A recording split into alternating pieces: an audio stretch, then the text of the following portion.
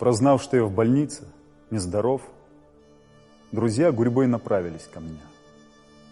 Соседи, земляки, чей путь суров, изгнание, война в родной стране.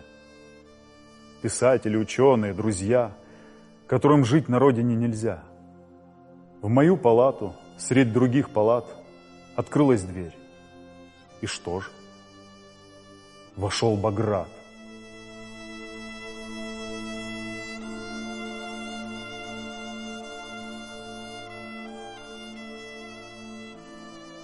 И речь его приветлива была.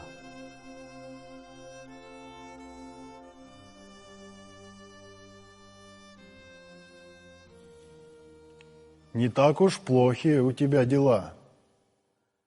Не так уж плохи? Господи, с чего ж? На прежнего себя я не похож. Нет сил подняться, встретить от души того, чьи песни дивно хороши. Почудилось, что вместе с ним ко мне моя страна прекрасная вошла. Измученная в ранах и огне, а все же нерушимая скала. А Цинцарах явился во плоти, последний из ушедших. Так войти певцу Быха в час, когда беда обрушилась на наши города, на родину, лежащую в крови. Вот чудо, как его ни назови. И у моей постели сел Баграт. Я вижу, у него тревожный взгляд. Давно между нами не было бесед. Его моложе я на 20 лет, но принят им, как равный, словно брат.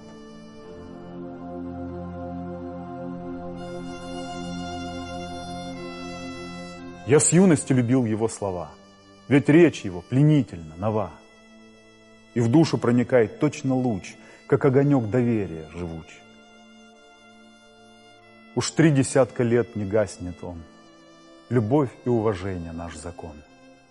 Бывало, и недели не пройдет. Встречаемся, и речь о том, о сём. Порою вдаль дорога уведет. Дорогой потолкуем обо всем. О, сколько вместе пройдено дорог! О, сколько раз я убедиться мог, его любовь к отчизне велика. Абхазским духом полнится строка. И не однажды, завершив главу, он мне ее протягивал. Взгляни. Доверие такое назову высокой честью.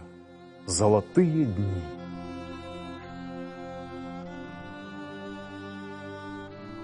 А шутки, юмор, равных не найти. Те байки, где и Члоу, и Кутол представлены, собрал он по пути на родине, бродя из дола в дол. Читай да наслаждайся, всюду суть. Читатель, друг, признай, не обессудь. Бывало, речь ведет издалека, как будто не уверен, надо ли, нет, и вроде ждет, что мы дадим совет. Впрямь, говорит, задача нелегка. Поведать о Ласурье. Ислам был в их роду заметней прочих всех. О человеке судят по делам. Но где дела ислама? В чем успех? Ислам особых не наделал дел. А может, их народ не разглядел? Раз лучший он в роду, то видит Бог, какой тогда от прочих толк да прок. И заключал, лукавый бросив взгляд. Я ни при чем. Так люди говорят. Частенько он подшучивал, смеясь. Поэт народный, повелитель, князь родного слова, избранный в совет верховный. С ним мы спорили порой. Я говорил, Зантария герой, из Тамыша остряк. Он был сродни Ласуре исламу, из кони подшучивал над всеми, все над ним. Веселье дух, он неискореним. В народе, как основа из основ, всегда в цене мудрец и острослов.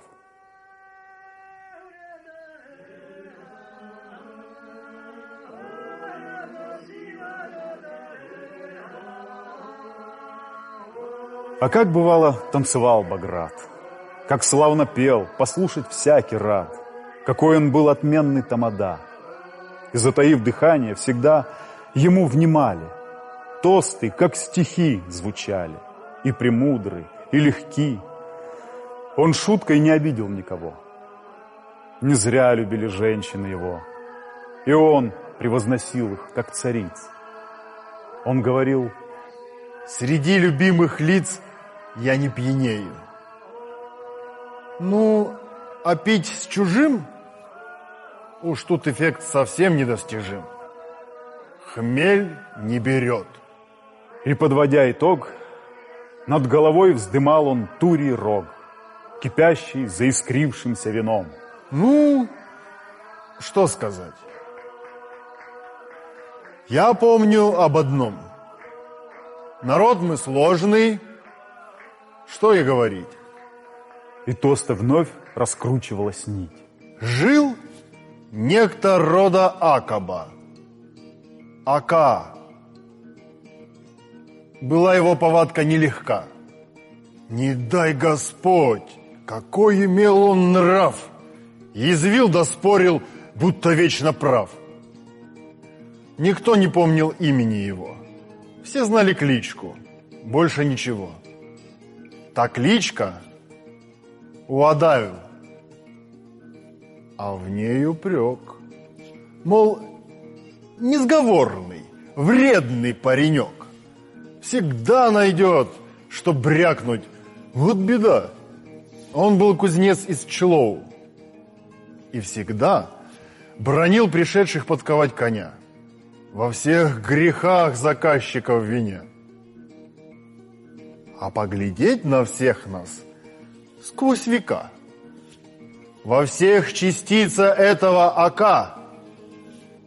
Чуть что, и в спор готов любой из нас. Вот так Баграт заканчивал рассказ.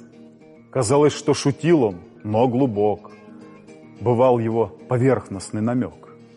Он утверждал: я сам о цинцуарах, последний из ушедших, и размах был в каждом слове, сила и талант. Наш древний мир держал он, как атлант. И явственно сквозила правота в его словах, спокойно и свята.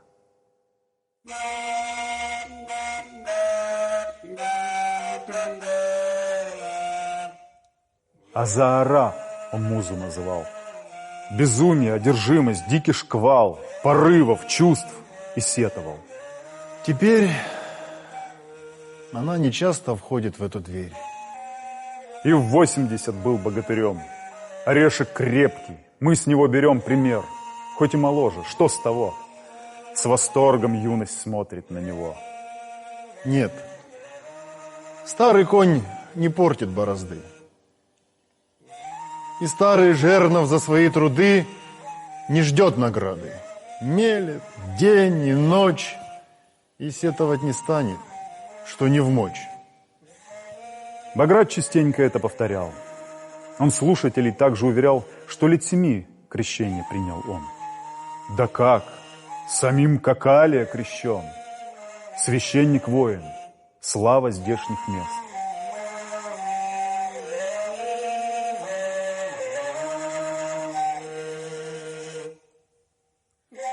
Им удостоен я носить свой крест. Вот так Баграт нам это рассказал.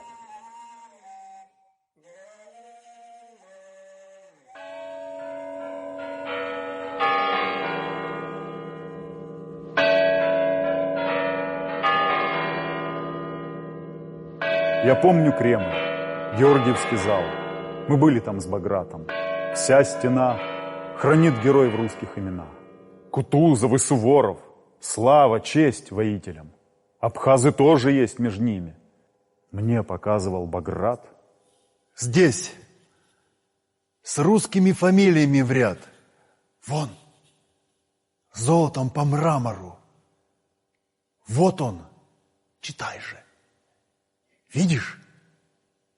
Званба Соломон, рожденный в нашем отческом краю, Георгиевский крест снискал в бою. Потом досталась доблести стена советской власти.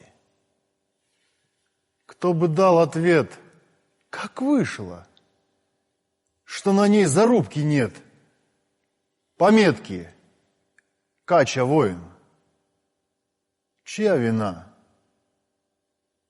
Четырехкратный полный кавалер. Вот злой несправедливости пример. Где вы, герои Первой мировой, свершившие бессмертный подвиг свой? Вы, шедшие под пули, на штыки, не вспомнили о вас большевики, как будто, не заметив ваших лиц, из книги вырвав несколько страниц о тех годах, когда вы шли на бой, Россию от огня закрыв с собой. Себя вы не щадили в той войне, но не нашлось вам места на стене. Здесь не сияют ваши имена, но словно бы надеется стена, грустя о вас немало лет и дней, что час пробьет, и вы придете к ней.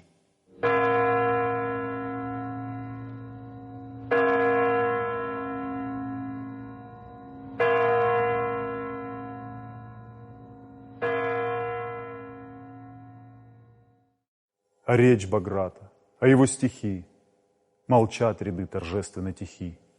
Звенит в ушах от мертвой тишины. И так случалось не в одной об сны. Я сам бывал свидетелем не раз, как слушали мудрейшего из нас.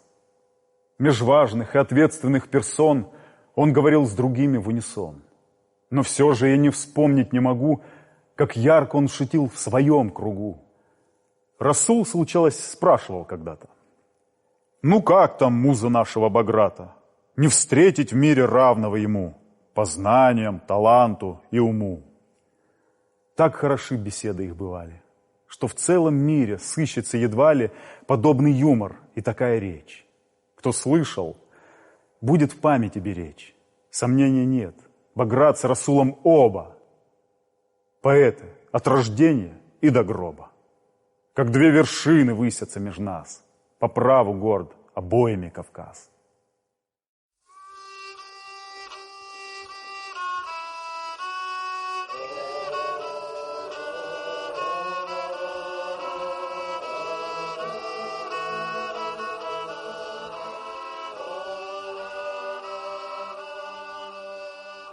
Апатска есть простой плетеный дом в селении Багратовом родном. Он говорил: она мне дорога. Я здесь родился, возле очага. Абхазский Пушкин, повторял весь свет. Пророк, провидец, главное — поэт. Его крылатый конь летел вперед, где звездами усеян небосвод, где снежный пик сиянием омыт, гора Эрцаху блещет и горит. К Эрцаху мчались многие за ним. Коней хлестали, да напрасно. Им на полдороги сгинуть суждено, а пика не достигнуть все равно. Увы, они вотще стремились ввысь. Пегасом их судьба внизу пастись. И седаки без сил трусят назад, пока к вершине вихрем мчит Баграт. Навеки колыбельная жива, Шардамта вечные слова. Нас мышкызны вовеки не умрет. Баграта слово в вечности живет. Как светил мир стихов, летящих вдаль, бессмертно светил и таит печаль.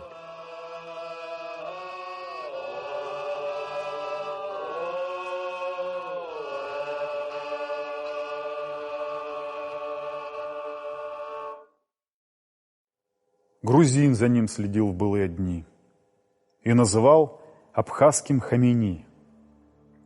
Твердил Баграт, и слушала страна: нам трудные достались времена. Но как бы тяжек ни был каждый миг, он правила гармонии постиг.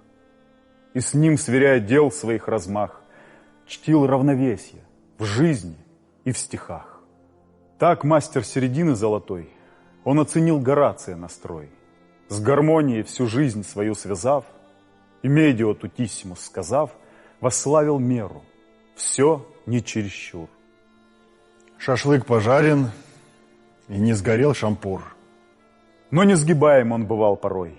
Шел до конца, как воин и герой. И друг, и брат, Георгия, Куации, весть о беде несли во все концы. Он был готов.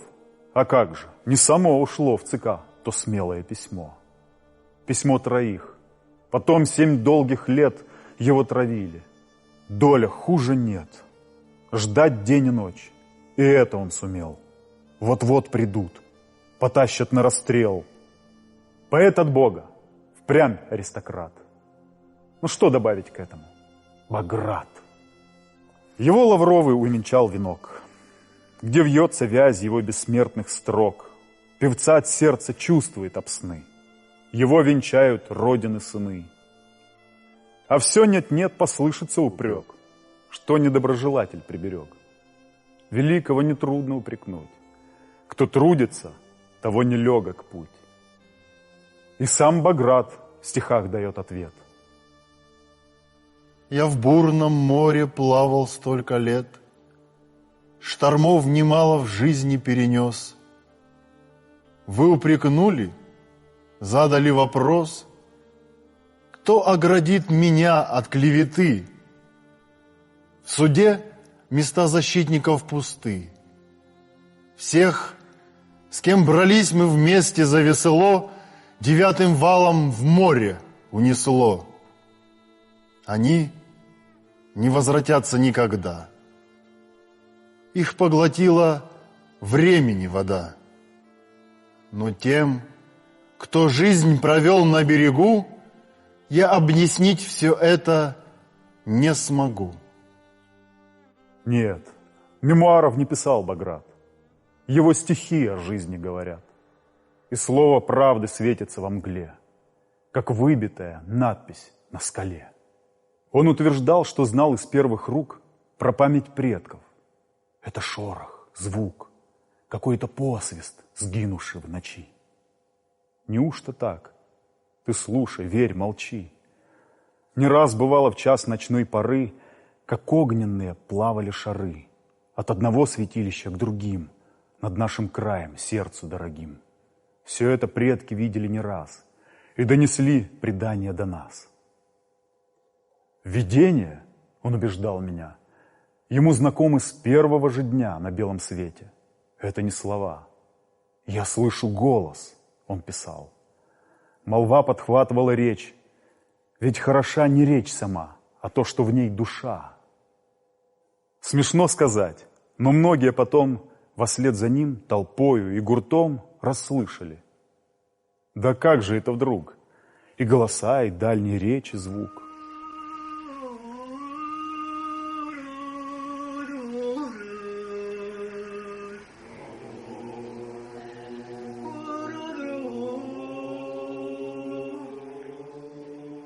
Дружил он с песней, знал ее секрет.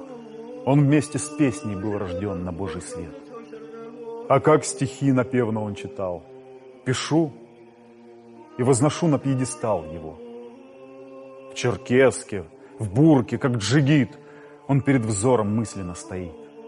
Прекрасный образ, имя из имен, сын прошлых лет и будущих времен, между ними драгоценное звено. Кому еще на свете суждено так воспарить, такой достичь любви? Читатель, если знаешь, назови. Да, есть еще избранники между нас. Любимца в небо пестует Парнас. И вот он здесь сейчас, передо мной, возвышенный и все-таки земной.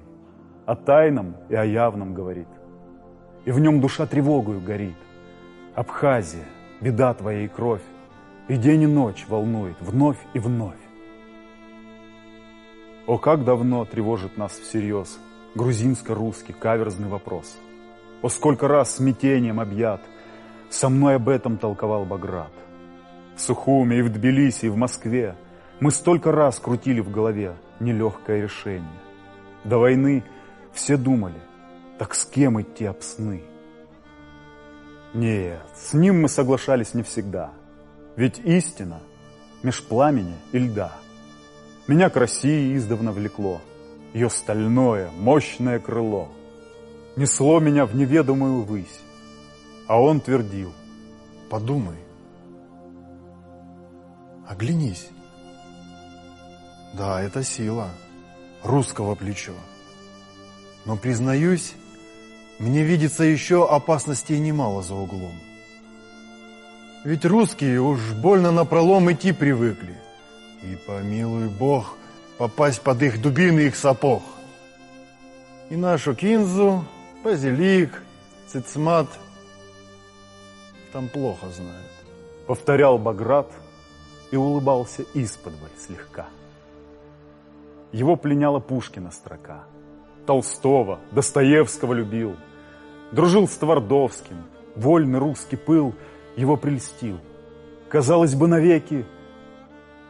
Да, много было в этом человеке. Как Пушкина читал он наизусть. Смирись, Кавказ! Идет Ермолов! Все русскому мечу подвластно! Что ж, ведь как поэт он даже здесь хорош. И руку поднимал, чеканя слог. Пусть Пушкина простит за это Бог. Он продолжал, задумавшись слегка. Да, Грузии судьбина нелегка. Что удивляться, если в полный рост она воспряла по велению звезд, благоприятно засиявших ей при Сталине и Берии. Страшней, что будто он велик, неотразим, поверил возгордившийся грузин.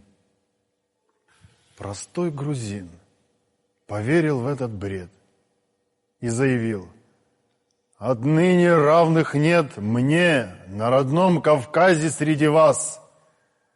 Кто мне кунак? Уж точно не абхаз.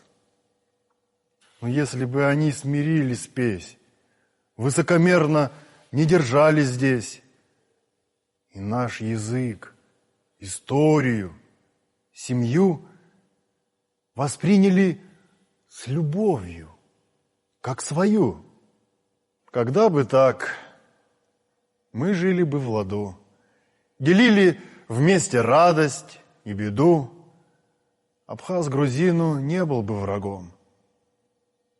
А что теперь? Спросить бы прямиком, какой Москва готовит нам сюрприз.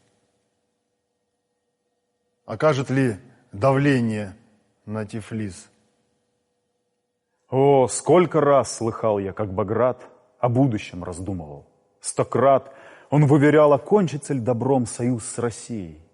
Ведь вопрос ребром стоял на наших сходках. С кем идти? Что ждет на том, на этом ли пути? В своих раздумьях он не одинок. Что нам во благо, что совсем не впрок. Тревожатся достойные сыны, каким путем пойдет теперь обсны.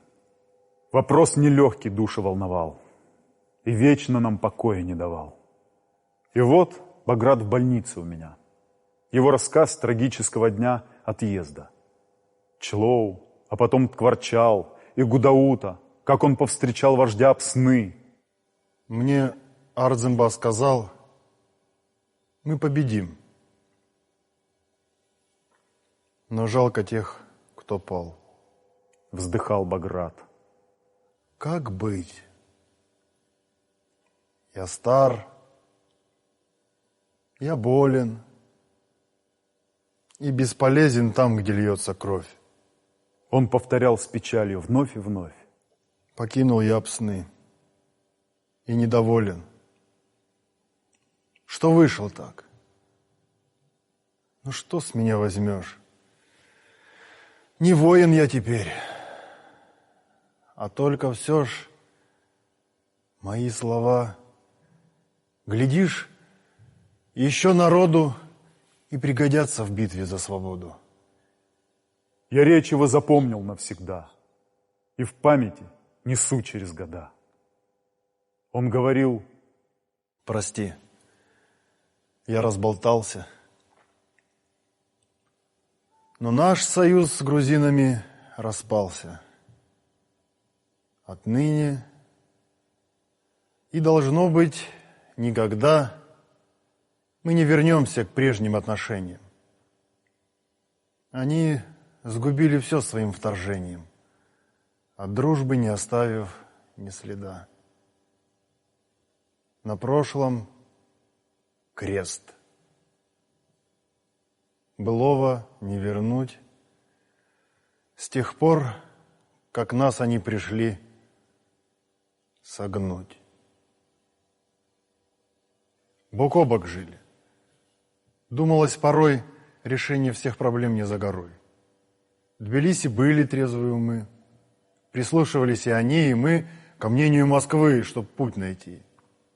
И нам, казалось, было по пути. Россия направляла, где могла, и, слава Богу, двигались дела. Хоть иногда, признаться, в криве, в кось, но с Грузией мы шли, как повелось. И вот война. И дружбе шах и мат. В таких делах бессилен дипломат.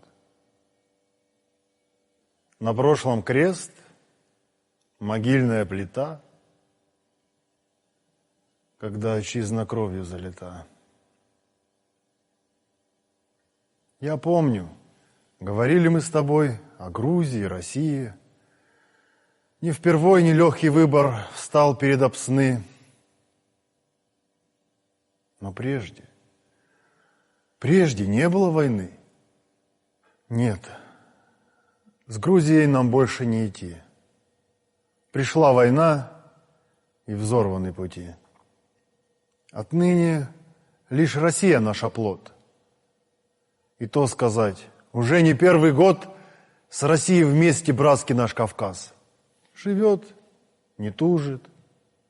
Вот пример для нас.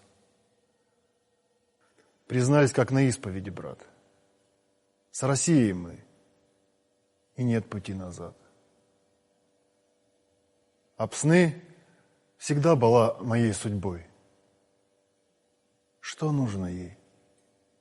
Всего лишь быть собой. Нелегок он, абхазский наш вопрос. С Россией были трения. Кто нанес другому рану, должен стать врачом и рану залечить. Скажи, о чем пословица такая? Вот ключи, подобное подобным и лечи.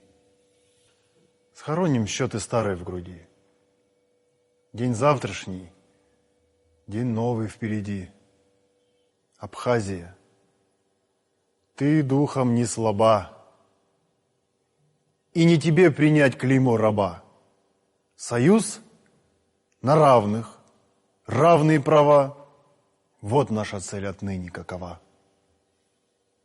А ты крепись. Хоть болен ты сейчас, не зря же ты мужчина и абхаз. От Лапсырири песнь страдания петь не вечно нам. Пусть Шердаам-то впредь звучит и крепнет радостно света. Отныне и на долгие лета.